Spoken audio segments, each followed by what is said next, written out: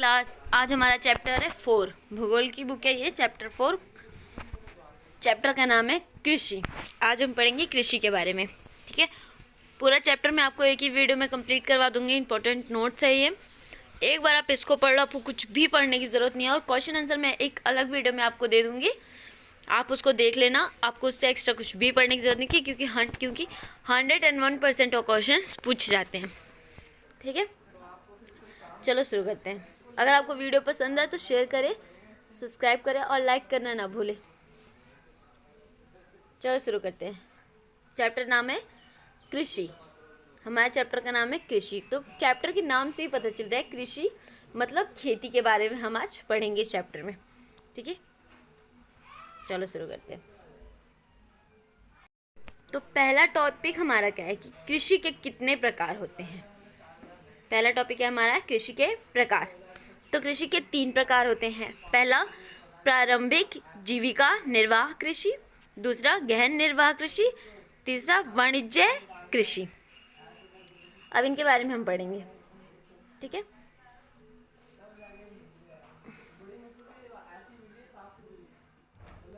अब है प्रारंभिक जीविका कृषि, प्रारंभिक जीविका निर्वाह कृषि के बारे में। तो क्या है, एक सेकेंड। अब हमारा टॉपिक ये है,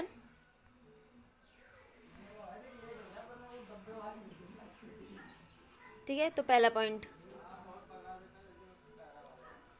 चलो शुरू करते हैं। आई होप आपको समझ में आएगा। जमीन के छोटे से टुकड़े पर कृषि। प्रारंभिक निर्वाह कृषि में क्या होता है कि जमीन के छोटे से टुकड़े पर ही कृषि की जाती है।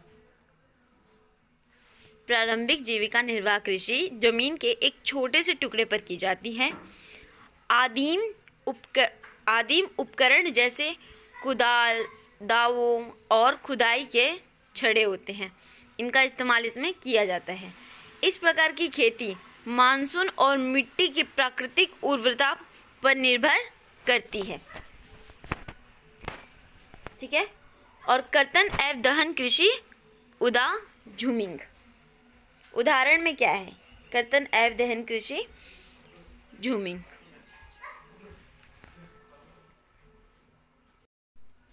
अब उम्मीद है आपको ये प्रारंभिक जीविका निर्वाह कृषि के बारे में समझ में आ गया होगा। अब हमारा है गहन निर्वाह कृषि। तो इसमें क्या है कि जनसंख्या के उच्च दबाव वाले क्षेत्रों में कृषि की जाती है। जनसंख्या के उच्च दबाव वाले, यहाँ पे चाले लिखा हुआ है लेकिन असल में इसका मतलब है वाले, ठीक है, क्षेत्रों में ये कृषि की जाती है। श्रम प्रधान है इसमें, ठीक है। उच्च तापमान के लिए जैव रासायनिक और सिंचाई के उच्च खुराक का उपयोग किया जाता है। इसमें भूमि धारण का आकार आलाभाकार है, ठीक है। अगर कुछ समझ में ना आए तो कमेंट करके पूछ सकते हो, ठीक है। हालांकि इसमें बहुत ही इजी लैंग्वेज में लिखा हुआ है। अब वाणिज्य कृषि, इसमें किस बीज का यूज़ किया जाता है। तो HYV, ये 1 नंबर में भी पूछा जाता है कि वाणिज्य कृषि में किस बीज का इस्तेमाल किया जाता है, ठीक है। तो HYV बीज उर्वरक कीटनाशकों और कीटनाशक जैसे आधुनिक इनपुट की उच्च खुराक का उपयोग किया जाता है। रोपण एक प्रकार की व्यावसायिक खेती है। रोपण क्या है, रोपण एक प्रकार की व्यावसायिक खेती है। रोपण क्या है, ये क्वेश्चन भी पूछा जाता है 2 नंबर में कि रोपण क्या है या रोपण कृषि कौन सी कृषि है। तो रोपण कृषि एक व्यावसायिक कृषि है, एक व्यावसायिक खेती है, ठीक है, जिसमें क्या उगाया जाता है। तो चाय, कॉफ़ी, गन्ना और केले का बागान व्यावसायिक खेती के उदाहरण हैं। इसमें एक चाय, कॉफ़ी और गन्ने उगाए जाते हैं ताकि उनसे व्यवसाय किया जा सके, ठीक है। अभी हमारा नेक्स्ट टॉपिक है understanding cropping season in India, ठीक है। तो इसमें 3 तरीके की फसलें उगाई जाती हैं इंडिया में। रबी फसल, खरीफ फसल और जायद फसल। तो रबी फसल में कौन कौन से फसल आते हैं और ये कब से कब काटे जाते हैं, इसके बारे में पढ़ेंगे। तो रबी फसल की बुआई होती है अक्टूबर से दिसंबर में रबी फसल उगाई जाती है, मतलब ठंड का मौसम ले लो, ठीक है। और इसकी कटाई कब होती है, गर्मियों में, अप्रैल से जून, गर्मियों में इसकी कटाई होती है। और इसमें कौन कौन से फसल आते हैं, तो गेहूँ, मटर, सरसों इसके प्रमुख उत्पादक है, ठीक है। और पंजाब, हरियाणा और उत्तराखंड में ये अधिक मात्रा में मिलते हैं और यहाँ पे इनकी बहुत अधिक मात्रा में बुआई होती है, इनको अधिक मात्रा में वहाँ पे बोया जाता है, ठीक है। अब है खरीफ फसल, तो बुआई मई से जुलाई। जो खरीफ फसल है इसको कब बोया जाता है, तो गर्मियों में बोया जाता है इसको, मई से जुलाई गर्मियों में, और इसकी कटाई कब होती है, ठंडियों में, सितंबर से अक्टूबर तक के इसके बीच में इसको काट लिया जाता है। और इसके उदाहरण कौन कौन सी चीज़ों की इसमें खेती की जाती है, तो धान का, बाजरा का, अरहर का, मक्का का, गन्ना का, ठीक है। और इसके प्रमुख उत्पादक देश कौन से हैं, कौन कौन सी देशों में इसको उगाया जाता है, तो पश्चिम बंगाल में, आंध्र प्रदेश में और केरल में क्या उगाया जाता है इनमें, तो धान, बाजरा, अरहर और मक्का और गन्ना, ठीक है। अब है जायद फसल, तो इसकी बुआई कब होती है, अप्रैल से जून। अप्रैल से जून जब आए तो समझ जाओ कि इसकी बुआई गर्मियों में होती है, ठीक है। और सितंबर से अक्टूबर मतलब ठंडियों में। तो जायद की भी होती है अप्रैल से जून गर्मियों में। और इसके उदाहरण कौन कौन से हैं, तरबूज, खरबूजे और ककड़ी, ठीक है। जायद फसल के ये उदाहरण हैं। अब हमारा टॉपिक है कि प्रमुख फसलें कौन कौन सी हैं। प्रमुख कौन कौन सी ऐसे फसलें हैं जो सबसे खास हैं, प्रमुख हैं, ठीक है। तो खाद्य फसलें, नकदी फसलें और बागवानी फसलें। तो खाद्य फसलों में कौन कौन सी फसलें आती हैं, तो गेहूं, चावल, मक्का, दलहन और तिलहन किस में आता है, खाद्य फसलें में। ये फसलें जो है सबसे प्रमुख है ना, सबकी ज़रूरत में आते हैं और डेली आते हैं, तो ये इंपॉर्टेंट है बहुत ज़्यादा, तो उस पर बता रहे हैं। तो ये 3 फसलें हैं जो प्रमुख है और इनके अंदर कौन कौन सी फसलें आती हैं वो बताया जा रहा है। तो खाद्य फसलों के अंदर आता है गेहूँ, चावल, मक्का, दलहन और तिलहन। नकदी फसलें के अंदर आता है चाय, कॉफ़ी, रबड़, जूट और कपास। और बागवानी फसलों के अंदर आता है फल, फूल और सब्जियां।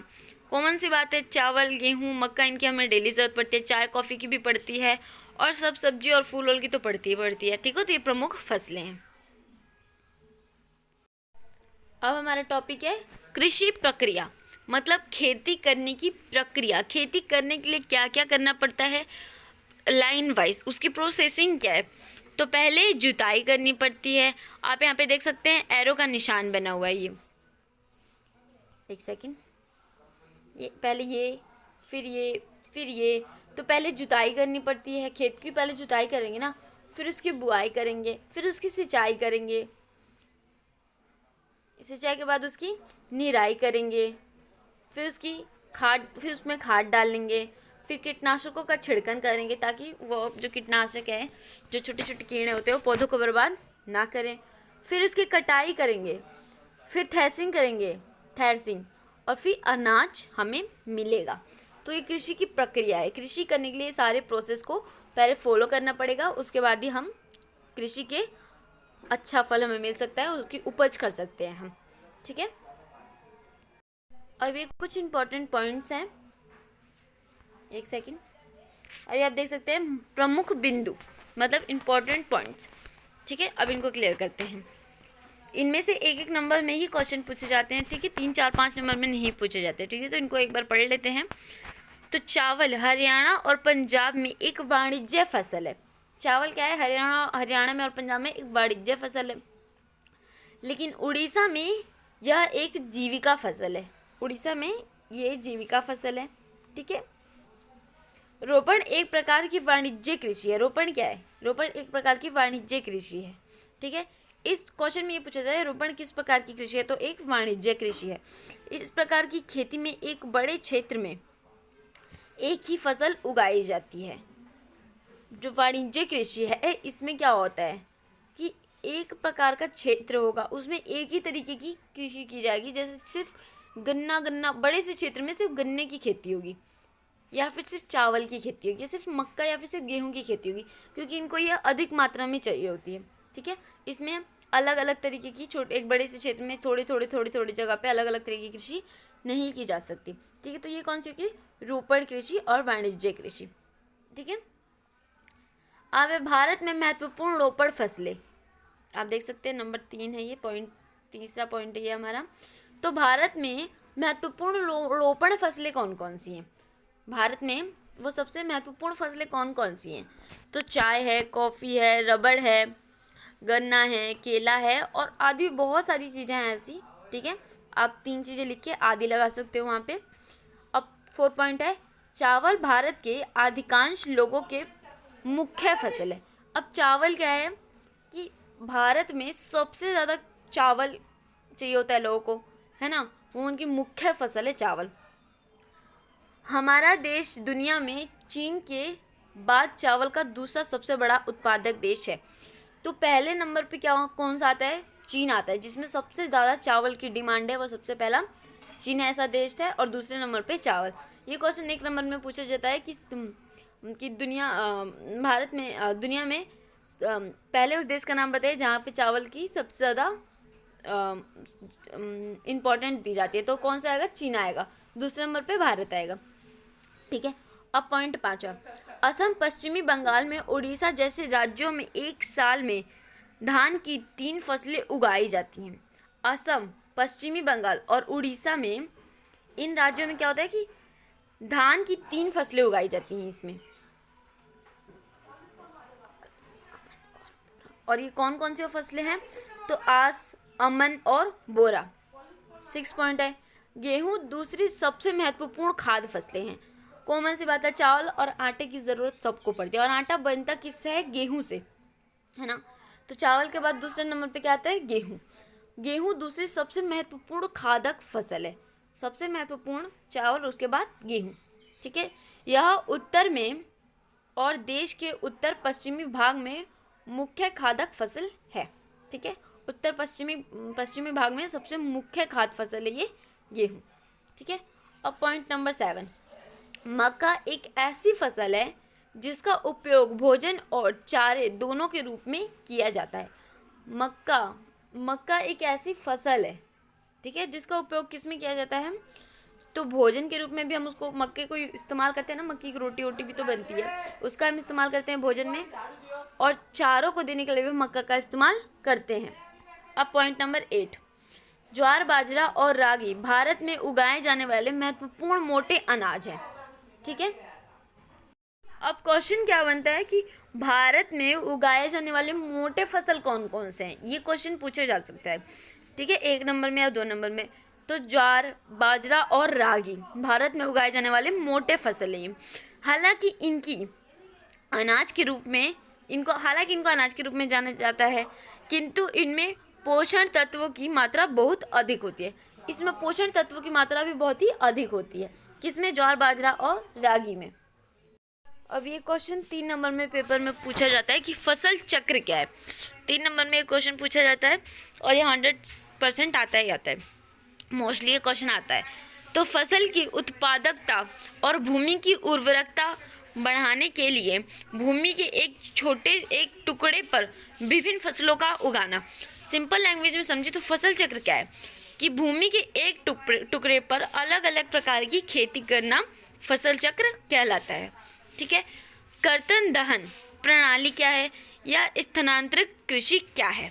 इन दोनों में से किसी एक पॉइंट को देकर आपसे पूछ लिया जाएगा, तो इन दोनों का आंसर एक ही बनता है कि किसान जंगल की भूमि के टुकड़े को साफ करके अर्थात पेड़ काट कर उगाते हैं, परिवार के जीविका निर्वाह के लिए खेती करते हैं और उस जमीन की उर्वरकता कम होने के बाद किसी और जमीन के टुकड़े को साफ करके खेती करते हैं। अब सिंपल लैंग्वेज में तो जो किसान होते हैं वह जंगल को साफ करके वहाँ पे खेती करते हैं। क्यों करते हैं? अपने परिवार की जीविका निर्वाह को चलाने के लिए। ठीक है, और जब वहाँ की उर्वरकता, जब ज़मीन की उर्वरकता ख़त्म हो जाती है, कम हो जाती है, क्या वहाँ पे उगाने लायक नहीं होता, वो ज़मीन उगाने लायक, खेती करने लायक नहीं होता, तो क्या होता है कि उस जगह को छोड़ के किसी दूसरी जगह को साफ करके फिर वहाँ पे खेती करने लगते हैं। तो इसको कर्तन दहन प्रणाली कहते हैं, स्थानांतरित कृषि भी कहते हैं। ठीक है, और ये क्वेश्चन भी आपको 3 नंबर में पूछा जाता है, तो इसको तो ध्यान से पढ़ लो। अब सवाल आता है कि श्वेत क्रांति क्या है? ये क्वेश्चन भी पूछ लिया जाता है। ठीक है, 2 नंबर में श्वेत क्रांति क्या है? तो दूध उत्पादक में वृद्धि के लिए पशुओं की नस्लों में सुधार करने के लिए आधुनिक तकनीक का उपयोग, इसे ऑपरेशन फ्लड भी कहा जाता है। समझ में आ गया होगा कि दूध उत्पादन की वृद्धि के लिए पशुओं के नस्लों में सुधार किए जाते हैं आधुनिक तकनीक का उपयोग करके, जो श्वेत क्रांति कहते हैं। अब हरित क्रांति क्या है? ये क्वेश्चन तो 5 नंबर में पूछा जाता है। इसके पॉइंट आपको क्वेश्चन आंसर में मैं दे दूंगी, ठीक है, इसके पॉइंट मिल जाएंगे आपको। अब हरित क्रांति पूछा ही जाता है, ठीक है। तो अब इसको अगर 3 नंबर में आता है तो आपको ये छोटी सी लाइनें लिखनी है। 3 नंबर में पूछा जाएगा तो आपको सिर्फ एक छोटी सी लाइनें लिखनी है जो इसमें लिखा हुआ है, ठीक है। उत्पादन बढ़ाने, विशेष रूप में गेहूं का उत्पादन बढ़ाने के लिए, सिंपल लैंग्वेज क्या है, तो उत्पादन को बढ़ाने के लिए, खासकर गेहूं के उत्पादन को बढ़ाने के लिए HYV बीजों का उपयोग किया जाता है। आधुनिक प्रौद्योगिकी, उर्वरक तथा कीटनाशकों का भी प्रयोग किया जाता है। इसको हरित क्रांति कहते हैं, ठीक है। हरित क्रांति किसे कहते हैं, जो मैं बोल रही हूँ उसको भी लिख के आ सकते हो कि उत्पादन को बढ़ाने के लिए HYV बीजों का इस्तेमाल किया जाता है, उसको हरित क्रांति कहते हैं। और प्रौद्योगिकी, कीटनाशकों का भी इसमें उपयोग किया जाता है। जूट को सुनहरा रेशा कहा जाता है। क्वेश्चन 1 नंबर में पूछा जाता है जूट को कौन सा रेशा कहा जाता है? जूट को सुनहरा रेशा कहा जाता है, गोल्डन फाइबर के रूप में जाना जाता है, ठीक है। ये 1 नंबर में क्वेश्चन पूछा ही जाता है। अब है क्वेश्चन आंसर, जो मैं आपको एक अलग वीडियो में प्रोवाइड करूँगी। अगर आपको चाहिए तो आप मेरे चैनल को सब्सक्राइब कर सकते हैं, ठीक है। आपको टाइम टू टाइम और बेल आइकन दबा सकते हैं, जिसकी वजह से आपको टाइम टू टाइम सारी वीडियो प्रोवाइड हो सकती है।